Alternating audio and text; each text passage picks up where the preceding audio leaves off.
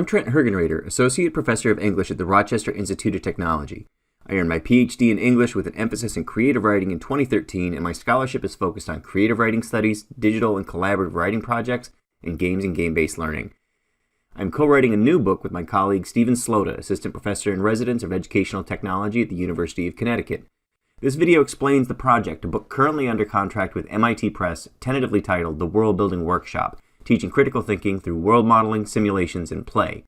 We're looking to recruit some colleagues who'd be willing to run a world-building assignment, unit, or class in fall 2022 or spring 2023 and write up a short case study talking about the experience. I come at world building and storytelling from a slightly different direction, bridging the realms of molecular biology, learning science, and ecological psychology. I'm a co-author of the 2012 Review of Educational Research Game-Based Teaching and Learning Meta-Analysis, Our Princess is in Another Castle, a review of trends in serious gaming for education, and I co-authored and edited the 2017 text, Exploding the Castle, Rethinking How Video Games and Game Mechanics Can Shape the Future of Education. Trent and I have spent more than a decade directly applying constructionist teaching and learning practices in our classrooms, and we're extremely excited to share our wealth of experience with you. My previous book, Collaborative World Building for Writers and Gamers, focused on the creation of compelling fictional worlds, but this book applies world building techniques to foster students' critical thinking across a wide variety of academic disciplines. In this short video, we'll explain the basics of what we mean by world building in this context and what your participation would entail. As you'll see, there's a great deal of flexibility in terms of what you can do in your classes to meet your teaching objectives.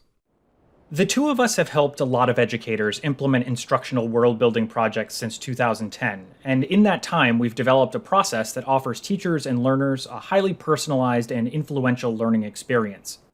Now we're looking to document this process in the form of case studies that can serve as templates for a broader audience. Some of these case studies will be included in the book, while others will be made available on the website. We don't know for sure how many will be included as part of the text specifically, but we estimate around 8 to 10.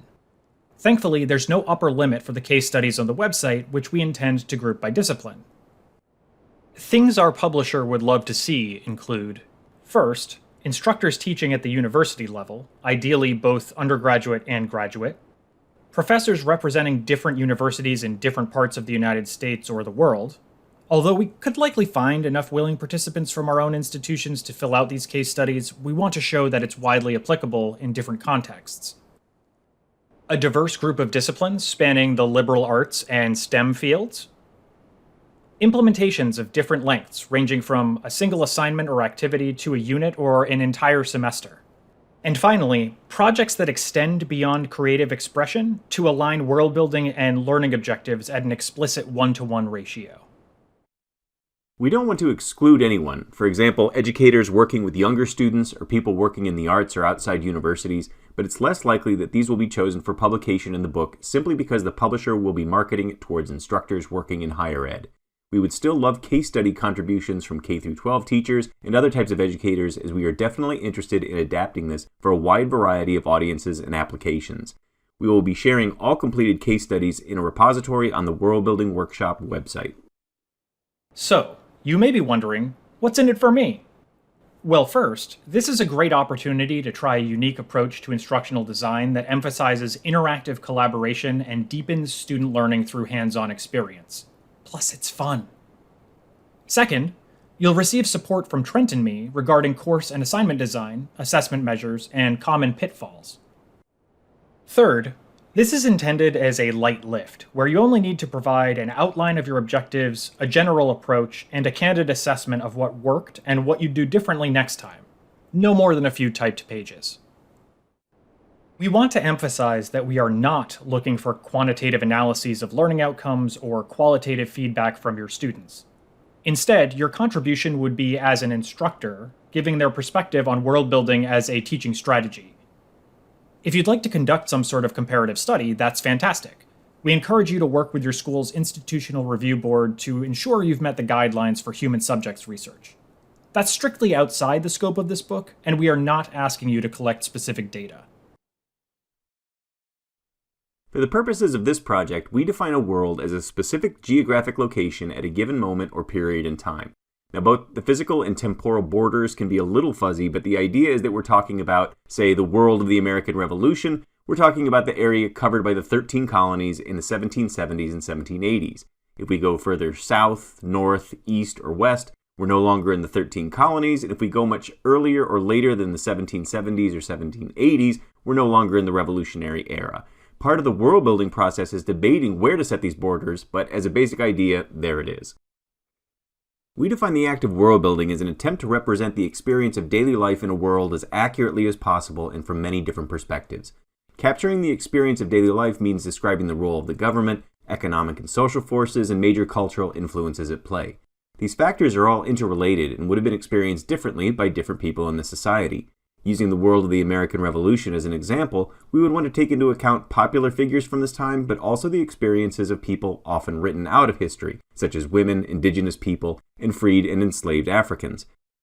A world-building project should strive to present the dominant social forces of the day, providing an accounting for why those social forces existed and how people throughout that society would have experienced those same social forces differently based on their social standing. A world-building project should have three things: a well-defined scope, the physical extent and geographical borders of the world; sequence, an understanding of historical events that led up to this moment; and perspective, who exists in this world, who's in charge, who is content, and who wants change. An important thing to keep in mind is that the broader the scope, sequence, and perspective, the more general our observations will necessarily be. To return to our previous example, we could broaden our scope from the American Revolution to include all of North America and the Caribbean, and compare the culture and experiences of the British colonies to Spanish or French colonies. Or we could narrow the scope to the colony of Massachusetts, or narrower still, the city of Boston. We could reduce the time frame to the early 1770s, or recreate the specific conditions on the night of December 16, 1773, the Boston Tea Party. We might consider the prevailing views of different segments of society, such as farmers or merchants, loyalists or patriots, or indigenous and enslaved peoples. We could examine individuals like the famous revolutionary Samuel Adams, or the lesser-known Mohawk loyalist Joseph Brant, to better understand the decisions these men made. This also allows for a more telescopic understanding of a moment, expanding to broader national or global forces that precipitated individual historical events. We've been using historical examples, but the process is just as applicable to more contemporary events, such as the wave of climate change protests and social justice demonstrations in the late 2010s, the homicide of George Floyd at the hands of the police, and the growth of the Black Lives Matter movement in 2020, or even things happening in the present moment, like the current tensions along the Russian-Ukrainian border. Take a moment to think about how you might frame the worlds of these events in terms of their scope, sequence, and perspective, and also from different disciplinary viewpoints. We can view them as pieces of history, sure, but we might also consider them through the lens of political science, public policy, criminal justice, mass media, or many other areas. The broad goal is to encourage students to understand worlds as always messy, always contentious, and always in flux, and to show how worlds shift and change over time, sometimes through decisions made by human societies and other times due to environmental factors beyond human control. When designing a class that will feature some world-building component, some preliminary things to consider include choosing the best scope, sequence, and perspective to get students engaged, deciding how much information you will provide to the students through primary sources versus their own guided research, and determining what learning outcomes you want to emphasize. Overlooked key causes to social changes, changes in attitudes over time, the perspectives of historically marginalized people. These are some of the questions that you would want to know at the onset. These are all things we can help you with to avoid having students tackle too much in too short a time frame. If you have a clear vision for your learning outcomes and provide learners with the tools needed to achieve them, you'll have set the stage for a richly authentic learning experience where the instructor serves as a guide and facilitator who strategically complicates overly simplistic thinking. World building, or world modeling, can be a fantastic project in and of itself, but it can also act as a sandbox for other types of activity, including simulation or play. A simulation introduces a change to the world that students must reason through to predict likely outcomes.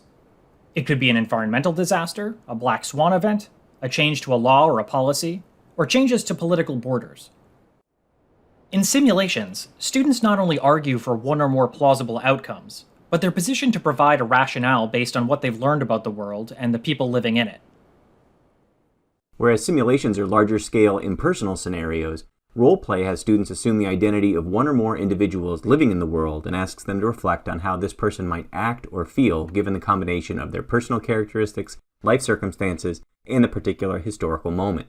For example, a science educator might have their class consider different stakeholders in the 1986 Chernobyl nuclear accident to better understand who knew what in the days leading up to the reactor meltdown and how lives were affected by the subsequent disaster.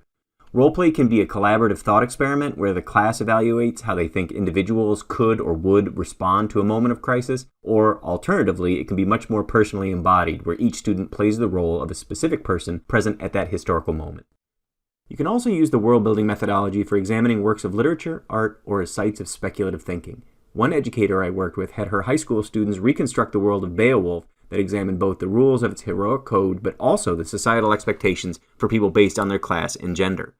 Another approach is to model speculative worlds based on different political or philosophical concepts, something similar to what Ursula Le Guin does in The Dispossessed with Anaris and Urus, where she compares societies living under anarcho-syndicalism and capitalist states. For STEM educators, it's worth considering how the world-building process can serve as the core instructional mechanism. Yes, students can role-play as particular scientists like Gregor Mendel or Rosalind Franklin, but there aren't many occasions in life where math is spontaneous or emergent as part of an epic in-the-moment adventure. It's usually part of solving a real-world issue in a methodical way that's somewhat removed from the action. There aren't many stories where the protagonist pauses for 10 minutes to apply the quadratic formula or PV equals nRT, even in science fiction, where a lot of the mathiness is hand-waved for expediency's sake.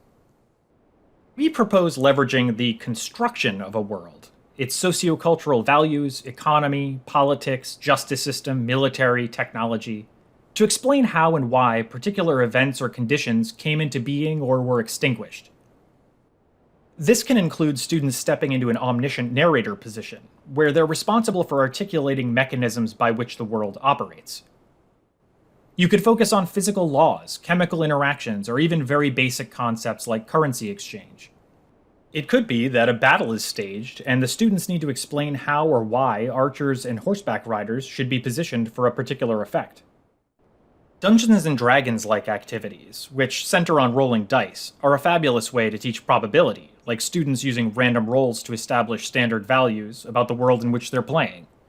So the Worldbuilding Workshop is all about developing worlds for different purposes based on sound learning science, best practices for pedagogical development, and integrating technology effectively.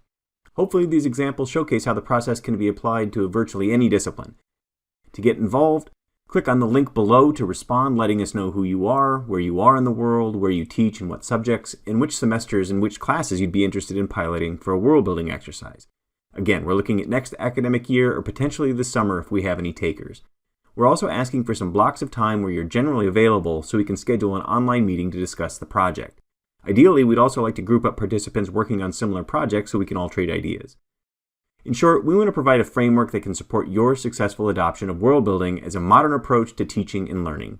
We'd be thrilled to have you aboard. Thanks for listening.